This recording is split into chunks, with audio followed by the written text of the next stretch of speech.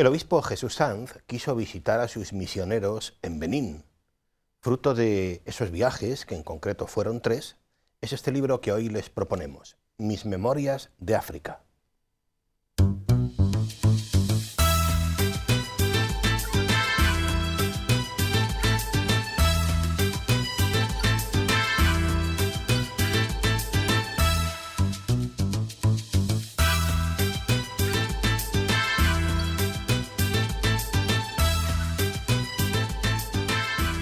Saludos amigos, bienvenidos. Estamos en 49 o más, el programa de Canal Diocesano de Televisión en el que cada semana les proponemos un libro interesante que leer.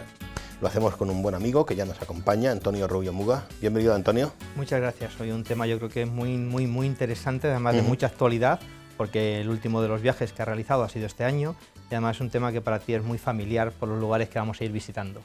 Ciertamente, ciertamente. Mis Memorias de África. Un título sugerente, me imagino que pensado en su momento por el autor, entre otras cosas también trae evocaciones a la conocidísima, archiconocidísima película, pero bueno, que creo que obedece también, el título digo, a lo que quiere reflejar en sí, ¿no? Que son pues eso, unas memorias a partir de una serie de viajes, en concreto 3, a un país al que ciertamente sí, yo tengo cierta cercanía, ¿no? Como es Benín. Detrás, Monseñor Jesús Sanz, arzobispo de Oviedo. Sí, además relacionado con nosotros en Toledo. Él nació en Madrid en el año 1955, pero estudió aquí en los franciscanos de Toledo, pero en el seminario nuestro de aquí, de esta ciudad. Además, curioso, Sanz Montes estudió con Monseñor Paco Cerro, los dos obispos, y había en el curso un Juan Antonio Collado, que no salió obispo, pero hacían la broma a los compañeros de curso. Él estudió aquí teología, se ordenó sacerdote, bueno, en el año 1984 hizo los votos solemnes aquí en Toledo, un par de años después se ordena sacerdote en Madrid y se licencia en estudios de la vida consagrada, estudia en Roma, obtiene el doctorado en teología, y rápidamente, digo rápidamente, pues relativamente joven, es nombrado obispo de Huesca Jaca en el año 2003 y en el año 2010 arzobispo de Oviedo, que es la sede actual donde reside de hace 9 años. También pues es profesor en San Dámaso y también es miembro de la Comisión Episcopal de la Comisión Permanente de la Comisión Episcopal. Bueno, firma el prólogo un buen amigo y obispo también, el arzobispo de Pamplona, Monseñor Francisco Pérez. Sí, también, y empieza el prólogo hablando, muy importante, cómo era necesario compartir lo que esa experiencia misionera con el resto de personas y deja ya claro lo que él ha pretendido en estos viajes con una cita del Papa Francisco. Quien se deja atraer por la voz de Dios y se pone en camino para seguir a Jesús, descubre enseguida dentro de él un deseo incontenible de llevar la buena noticia a los hermanos a través de la evangelización y el servicio movido por la caridad. Todos los cristianos han sido constituidos misioneros del Evangelio, con lo cual lo que pretendía en estos viajes, aparte de acompañar a esa misión que la diócesis de Oviedo tiene en ese país de Benín, es crecer también en su espíritu misionero como sacerdote y como obispo. Claro. Bueno, en el primer viaje, allá por el año 2012, ya desde el minuto 1, y yo creo que en todo el libro hay una palabra y una actitud que yo además doy fe de ello, que es así, ¿no? Que es la sorpresa, ¿no? Tú llegas a África y desde el minuto 1 vas de sorpresa en sorpresa. Todo es sorprendente en África. Él se deja sorprender desde el primer momento. Hay como una especie de hilo conductor con el cual empieza el libro, que es la vocación de Abraham.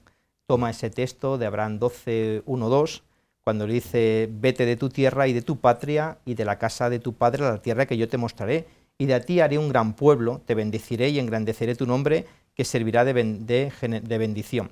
Es la parábola del desarraigo, él lo llama, y como pues muchos misioneros a lo largo de la historia han buscado, han sido otros Abrahames que han salido de su tierra, y claro, cuando llegas a esa tierra tan distinta, todo te va a sorprender, que es la sorpresa que él nunca se ha resignado a caer, podríamos decir, en la rutina, siempre en los 3 viajes que ha realizado, y también él indica que es una de las grandes maravillas, es dejarte sorprender por Dios, no solamente por la cultura que te vas a encontrar, no solamente por la lengua, por todo, sino sobre todo también por la Iglesia y porque Dios te va sorprendiendo en cada acto que va a realizar o que va a vivir allí a lo largo de esos viajes. Sí, mira, una de las sorpresas primeras, pues que él relata en el libro, cuando va pues en ese primer viaje, pues una de las primeras cosas es eres obispo, pues vas a ver al obispo, ¿no? En este caso de la diócesis a la que vas, ¿no? El obispo de Ndali, que es Monseñor Martín. Y yo estoy seguro que esta es una de las primeras sorpresas cuando Monseñor Jesús Sanz va a ver al obispo de Ndali y se encuentra con esto que estamos viendo ahora mismo, que es el obispado, por ejemplo, ¿no? Pues sí, es que simplemente es eso, ¿no? No te cabe en la cabeza, porque es, al fin y al cabo, pues una casa normal y corriente, como puede ser la casa de cualquier misión, con un pequeño patio a la entrada. Bueno, lo digo porque yo tuve la suerte también de estar en ese mismo lugar donde está don Jesús Sanz y de conocer a Monseñor Martín, ¿no? Además de las cosas curiosas de la vida, ellos no se conocían, ninguno de los dos, pero habían coincidido en Roma, cuando Monseñor Jesús estuvo estudiando en Roma, en el Antonium, la Universidad de los Franciscanos allí, pues realizando sus estudios, también Monseñor Martín estuvo estudiando allí, en la misma época, con lo cual pues habían coincidido en el espacio, en el tiempo, pero no se conocían físicamente. Y fue aquí, esto es una misión que desde hacía 30 años tenía Oviedo en esa diócesis en Ndali, que es en concreto en la parroquia de Bemberequé, y es allí una zona de esa diócesis que es enorme, pues estaba encomendada, ya veremos en el tercer viaje lo que sucedió, a esa diócesis de Oviedo. Importante, cuando empieza, que yo creo que es algo que siempre que vas a misiones, la sorpresa que tú hablabas, África, de manera especial, mucho más que América tal vez, o que Asia, por lo que allí te encuentras, hay un texto muy interesante de Juan Pablo II, que él marca desde el principio. Dice, es también capacidad de ver que todo lo que hay de positivo en el otro, para acogerlo y valorarlo como el regalo de Dios, es un don para mí, es saber dar espacio a mi hermano, es la espiritualidad de la comunión. A pesar de que es todo diferente, pues ser capaces de que África, él dice, que yo creo que esta idea es fundamental, que muchas veces se cae en el error, dice, no es un territorio al antojo de sus compradores, ni de sus colonizadores, ni de sus evangelizadores. Aquella gente tiene su historia, claro, muy distinta de nosotros, pero tiene su historia que hay que respetar, y su iglesia, una iglesia naciente, floreciente, también tiene su propia historia. Entonces es algo que desde el principio Monseñor Jesús Sanz lo deja caer, porque no podemos llegar con nuestra mentalidad aquí e intentar imponerla allí, es completamente distinta. Claro, y luego, mira, hay otra afirmación, ¿no?, que me parece también muy interesante, que está en el libro, la de no somos francotiradores, ¿no?, refiriéndose al misionero, al que va allí, ¿no?, vas también en el contexto de una iglesia, ¿no?, y vas en comunión, ¿no? Y eso él lo subraya también en el contexto de la visita, ¿no?, a Monseñor Martín, ¿no? Es que somos la misma iglesia, al final somos dos diócesis, en este caso la de Oviedo, por ejemplo, y la de Ndali, ayudándose una a la otra, ¿no?, pero de la misma iglesia. Sí, la ayuda, que no solamente es a nivel material, también lo deja desde el principio y en diversas partes del libro, que es importante la promoción, Jesús, la evangelización integral, podríamos decir, pero hay muchas veces que a lo mejor se ha puesto tanto en el acento en las cosas materiales y no tanto en el aspecto espiritual. Vamos a ir viéndolo a lo largo de estas... bueno, no lo hemos dicho, pero cuando en estos 3 viajes, en el 12, en el 14, 2012, 2014 y 2019, Monseñor Jesús Sanz fue cogiendo notas en su agenda y como una especie como de pequeño diario que luego le sirvió... Creo que lo hemos hecho todos, ¿eh? Luego le sirvió para elaborar una especie como de cartas que... no hechas, pero bueno, una especie como de cartas, que es lo que sirve el hilo conductor de esto.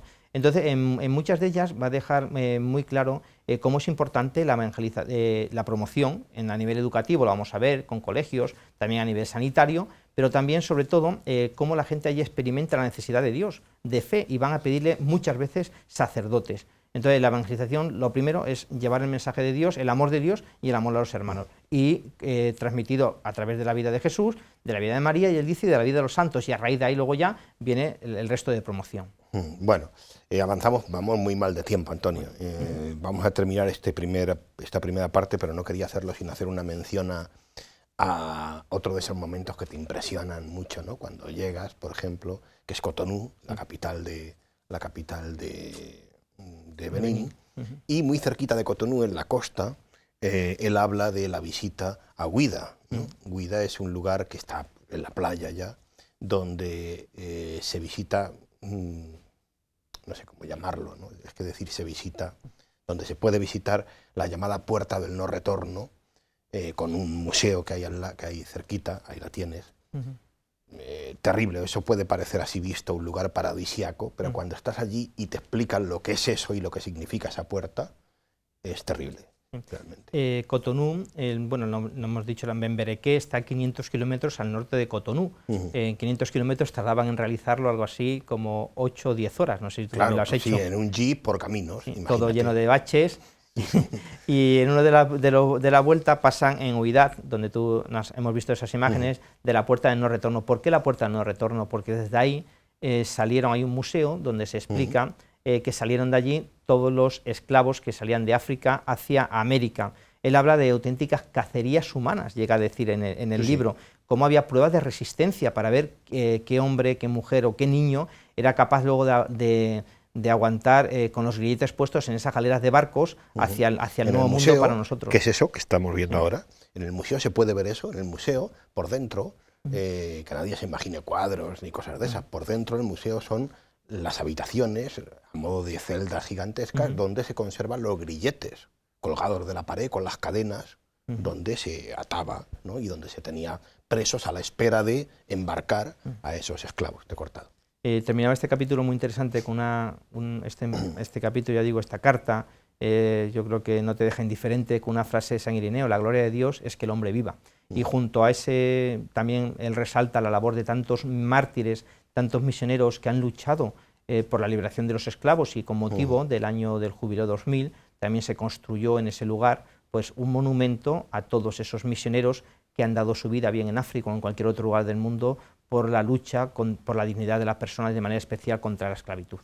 Bueno, el segundo viaje, Antonio, saltamos ya un poquito para adentrarnos en este segundo viaje, que además tiene lugar en un contexto tremendamente emotivo ya de por sí, como es la Navidad. Claro.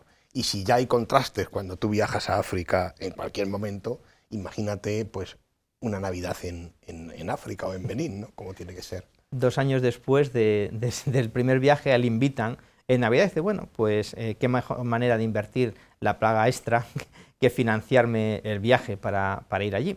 Entonces, esta vez le acompaña pues uno de los misioneros allí, no lo hemos dicho, pero es muy interesante, porque nosotros a lo mejor en Toledo pensamos misión diocesana, cantidad de misioneros, de medios y tal, no, allí son 2 misioneros. Los primeros tenían ya experiencia misionera, habían estado en Guatemala, tuvieron que huir de la guerra, de las amenazas del terrorismo en Guatemala, de América, y se fueron ellos los primeros que llegaron allí a Benín. Uno de ellos, de Guatemala, perdón, y otro venía de Burundi. Son personas ya que tenían esa experiencia, y yo creo que eso es muy importante a la hora de asumir esa realidad, y no solamente la realidad, sino también el tema del idioma, todo lo que ahí se encuentran. Pues una vez que en el año 2014, 2 años después, había cambiado el equipo misionero, y pues bueno, va a ser acompañado por 2 sacerdotes de aquí.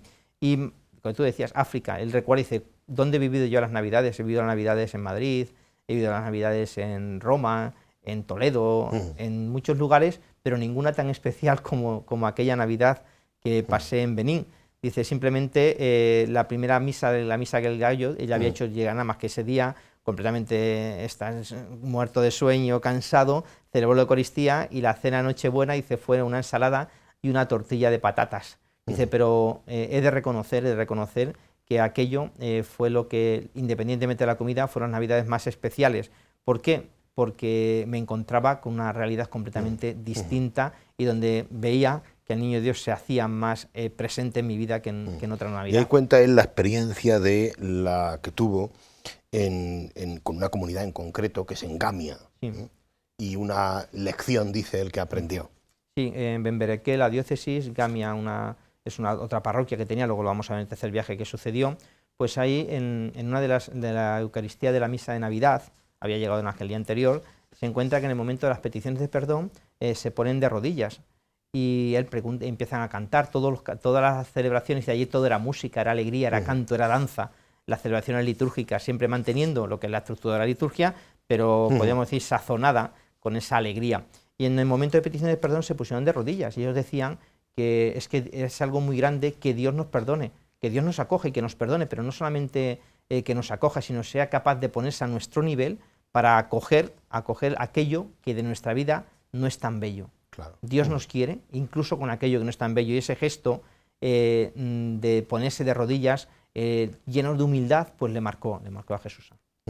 Bueno, y aquí una reflexión, Antonio, también que me parece muy interesante. Bueno, otra de esas cosas que te impactan y que él se detiene también en un momento, esto daría solo esta cuestión a mi modo de verdad para hacer un libro, que es el tema de la brujería y el vudú, que bueno, todo el que va a África y se adentra en lugares tan profundos como es Bembereké, Calaleo, alguna de estas comunidades que están ya en plena selva, pues te topas con el hecho del vudú y con el hecho de la brujería, queriendo sin querer, ¿no? Como digo, esto da para hacer un libro, ¿eh? Esa ayuda, la brujería, que ellos piensan que es una ayuda real y que es una ayuda efectiva. Sí, sí. Pero él no solamente habla de la brujería en África, dice también en Europa tenemos tipos de brujería que nos hechizan, también que pensamos que esa ayuda que buscamos en otros lugares va a ser real también y eficaz en nuestra vida. Por eso, sí, la brujería tal vez miramos a África, pero que también hace una reflexión muy interesante para mirar esas brujerías que también hechizan a los europeos. Por eso, todo el libro es que es muy interesante, porque van saliendo cantidad de reflexiones a raíz de lo que él ha vivido en África para aplicarnos aquí en Europa, en su diócesis de Oviedo, nosotros. Él, seguido de esto, hace una reflexión que la hemos hecho yo creo que todos los que hemos tenido experiencia misionera, ¿no? Que es la de la fuerza que tienen allí, y esos misioneros podríamos decir que no son los sacerdotes ya, sino el catequista. El catequista que está al frente de muchas de las comunidades, de estas comunidades que estamos viendo y que él nos relata.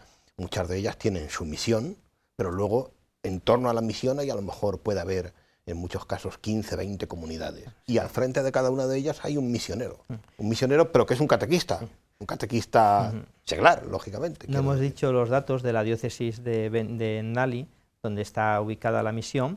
Son 25.000 kilómetros cuadrados, él dice que es el doble de Oviedo. Es una diócesis que tiene 25.000 cristianos nada más, 25.000 cristianos, ubicados en 14 parroquias, y cada parroquia tiene cantidad de capillitas diseminadas por la selva, por allí. ¿Vale? Entonces, evidentemente, el misionero cuando llega allí, primera dificultad, el idioma. ¿Cómo accede? Puede saber el francés, el hilo conductor de toda África, ¿vale? El monseñor habla francés, pero luego como llegas a cada tribu, cada tribu tiene su dialecto. Su dialecto. Entonces, es como tú apuntabas, fundamental la labor del catequista. Pero para que nos hagamos una idea, esto lo he leído 2 veces para asegurarme, el catequista se forma durante un año, como si estuviera en un seminario. Se forma a nivel moral, a nivel teológico, y luego, una vez que él está allí, la comunidad de la cual ha salido el catequista se compromete a realizar su trabajo en el campo. Él tiene su mujer, sus hijos, y tienen que trabajar, tienen que comer. Pues la comunidad le suple, y la comunidad le tiene que llevar la comida todos los días a donde él se está formando, claro. No es decir, yo me voy, me desentiendo de mi familia, de mi campo, no. Y luego ya, una vez que se ha formado, va a esas comunidades, sin descuidar evidentemente su trabajo y su realidad familiar. Entonces la labor de catequista, sin él es imposible que se lleve esa primera evangelización a ningún lugar. Lo primero, por la escasez de sacerdotes, como apuntábamos, la gente le va a pedir allí los jefes de las tribus, de las comunidades, que lo que necesitan son sacerdotes, no tanto medios materiales que vendrán. Necesitarán iglesias mayores capillas, necesitarán pues centros médicos, escuelas, pero sacerdotes. Y todo eso, esa labor que ellos desempeñan, evidentemente es gracias a la gran labor de los catequistas, y también apunta de las hermanas. En este capítulo hace la reflexión sobre los misioneros, sobre los catequistas y las hermanas. Allí hay varias comunidades, las dominicas de la Anunciata y las hijas del Corazón de María, que realiza una labor tremenda educativa, sobre todo con la mujer.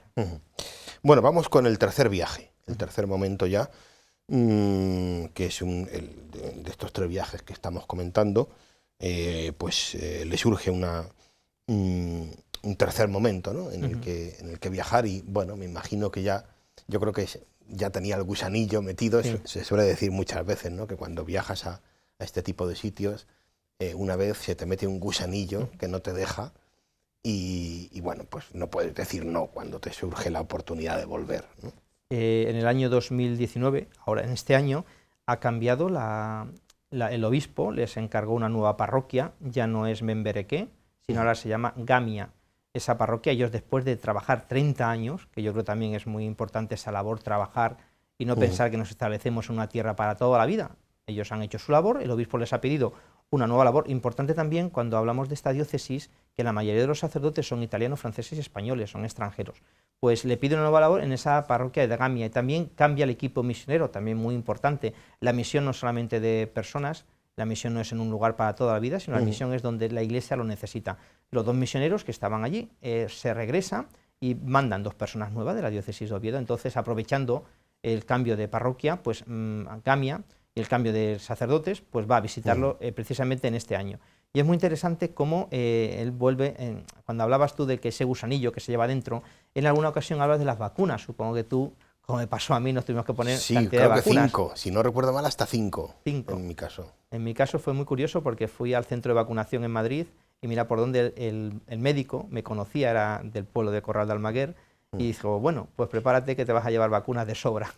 Y empezó a ponerme cantidad de vacunas. Él habla de que nos ponemos vacunas, pero él decía que lo que precisamente no quería vacunarse contra Dios, al contrario, quería dejarse contagiar tremendamente por Dios, haciendo referencia de ese gusanillo de la misión. Van a Gamia, el nuevo lugar, y ahí pues todo es fiesta, claro, los acogen, podríamos decir como esa lluvia, nunca mejor dicho, caída del cielo, ese regalo por parte de Dios que va a tener ahora. Entonces la actitud, siempre él habla de actitud abierta, abierta en todo sentido, para dejarse contagiar por Dios y sobre todo abierta al obispo para desarrollar su labor donde sea necesaria. Y aquí es donde también él, en un momento determinado, cuenta la importancia, hablabas tú antes de las religiosas, de la colaboración de las religiosas de la Compañía del Salvador, que yo no sabía que estaban en Calalé. ¿Vale? Digo que no sabía, yo en su momento no tuve noticia de que estuvieran, ¿no?, en Calalé. Ellas habían sido alumnas suyas aquí en San Damaso, en Madrid. Y entonces, mira por dónde, a 3 horas, claro, 3 horas aquí parece mucho y era cercano, pues habían abierto un colegio. Estas religiosas trabajan fundamentalmente, las religiosas de la Compañía de Salvador, por la promoción educativa de las mujeres. En la escuela, en esa escuela, hay musulmanas, pero también dice que hay un pequeño grupo de cristianas. Entonces, evidentemente, promocionar a la mujer siempre es importante, pero sobre todo en África. Es la única manera, a través de la educación, que tiene la mujer de cambiar, podríamos decir, su rol, su papel en la sociedad, esa labor educativa que es fundamental y que realizan estas religiosas. Apunta también la cantidad, como un dato muy importante, de vocaciones religiosas que están surgiendo en esos colegios de misión que estas hermanas tienen. Fíjate, en el caso de Gambia, donde estamos, tú hablábamos antes del tema de las capillas y demás, 22 son en concreto las que tienen que atender en Gambia. En fin, vamos a ir terminando, si te parece lo hacemos con una reflexión que hace ya al final del libro, ¿no?, muy interesante, ¿no?, sobre ese impacto, ¿no?, que te deja África y la sorpresa. Hablábamos al comienzo del libro, ¿no?, de tú llegas a África y África te sorprende. Él termina el libro preguntándose esto, ¿no?, de alguna manera. No podía ser el título del final del libro, el último capítulo, examen de amor al final de la andadura. Al finalizar de la vida, pues te examinarán en el amor. Y él se pregunta, los peregrinos son aquellos que se dejan sorprender y se autopregunta a sí mismo, ¿en qué me he sorprendido yo? ¿Cómo me ha sorprendido Dios a lo largo de estos 3 viajes? Y habla en primer lugar de la Iglesia. La Iglesia y el mundo es mucho más grande, de Oviedo, de Toledo, de Madrid, de España. La Iglesia es mucho más grande y el mundo, abrirse a eso. Las misiones como algo necesario. Él hablaba de cómo ha experimentado ahí de manera especial el amor de Dios en su propia vida. Habla también de esa labor, que ha sido un regalo para él, el encontrarse con esa realidad completamente distinta, con la cantidad de jóvenes, de adultos, de religiosas en aquel lugar. Y por último, habla de que cómo él, a raíz de su estancia en África, se da cuenta de que muchas veces ha caído en el chantaje del consumismo y ha caído también pues, que es capaz de que se puede vivir con mucho menos de lo que necesitamos. Todo eso yo creo que ha sido algo que él resalta y que cuando uno ha estado en misión o cuando uno invito realmente a leer este libro porque es muy interesante, aunque no conozcamos África, que no lo conozco, o hayamos visto otros lugares, pero te examinas al final sobre ciertos pilares de tu vida a raíz del Evangelio y de esa misión a la cual todos estamos llamados, como hace él al final del capítulo. Pues amigos, aquí terminamos nuestro 49 más de hoy. La propuesta que les hacemos es acercarse a leer este libro, Mis Memorias de África, de Monseñor Jesús Sanz. Nos despedimos con un texto que escoge Antonio para cerrar este 49 más. Uno de los capítulos él lo llama Los contadores de estrellas y hace referencia a la gran labor de los misioneros. Quisiera resaltarla yo también.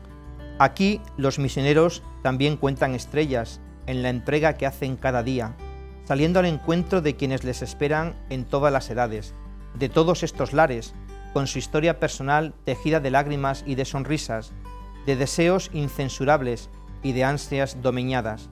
A ellos se dirigen en nombre de Dios como portadores de su palabra y portadores de su gracia, y haciendo así saben y quieren abrazar la humanidad concreta que tienen delante, con sus heridas, sus fortalezas, sus dudas y sus certezas. No son ellos el mensaje, sino los humildes mensajeros de otro mayor, al que no se atreverán jamás a desatarle las sandalias, sino tan solo preparar los caminos y allanar los senderos, para que el encuentro con Él sea gozoso, sea libre, sea verdadero. Aquí están quienes han llegado de fuera, fundamentalmente sacerdotes, que mantienen viva la misión como nuestros hermanos misioneros. Han tenido que aprender no solo el francés, sino algunas de las lenguas locales, que son las que más allá de Bemberequé, que hace como la capital, son las que hablan y entiende en un 80% la gente del lugar. He visto cómo han aprendido esas lenguas tan complicadas y tan hermosas al mismo tiempo en sus imágenes, cómo saludan, cómo se interesan por la vida concreta en sus pequeñas triquiñuelas o en sus grandes desafíos, cómo acompañan a esta gente para que la que un gesto significa una declaración de apoyo y de sincero afecto. Lo he vivido cuando se brinda a un niño una inocente caricia o se le da la mano haciéndole una carantoña en la punta de su nariz. La sonrisa agradecida de un niño jamás tiene precio que alguien pueda pagar.